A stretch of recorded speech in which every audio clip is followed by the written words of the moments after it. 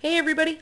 I just wanted to show you a quick photo that I created and posted on a Facebook page of one of the true crime podcasts that I listen to. So this image right here kind of ties in the two subjects that I am teaching this semester, math and psychology, and answers the age-old question of when am I ever going to use this? So long story short, there is a man in Texas who is 6'3" and was convicted of this robbery about 8 or 9 years ago. All of the witnesses said that the suspect was between 5'5" and 5'9", yet this guy who's 6'3" is sitting in prison, and they're trying to see what evidence is out there to see if they can either overturn his conviction or even better find the actual suspect who committed these crimes. So what I did was I took the surveillance video from the 7-Eleven and I just inserted it into Desmos, which is something your math teachers might use and that we encourage in a lot of our classes. And I applied two basic principles that you've probably heard of 100 times and even use in some of your math classes, those being the Pythagorean theorem, which we've all heard of 100 times, and proportions, which we actually use every day but don't really think about. But by applying those, maybe helping to find out, is this guy actually guilty or innocent, or is there somebody else that we can find who actually committed this crime?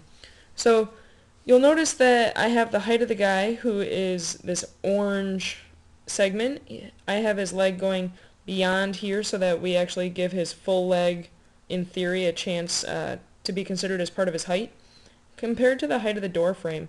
And then I just used what's actually the distance formula here, which is the Pythagorean theorem in disguise, to find the height of the door and the height of the guy.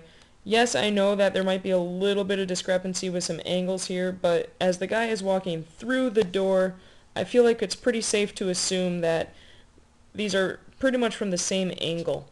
It's not like the guy is 10 feet closer to us than the door or anything in this still frame.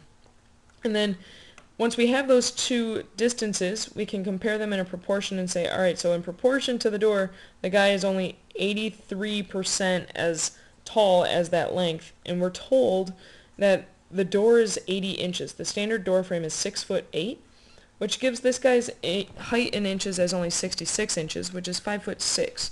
So the fact that there's a guy who's 6'3" sitting in prison for a crime that he likely did not commit, and this is the suspect, it's really hard to have someone who's 9 inches shorter be the one on camera. In the psychology classes, you guys are going to be getting to a unit that discusses eyewitness testimony and memory and whether or not that's something we can rely on. Every witness, like I said, in 5 robberies actually, said that this suspect was between 5'5" and 5'9", yet somehow the man who was 6'3" was convicted. So this is a way to say, alright, well, eyewitness testimony may or may not be the best.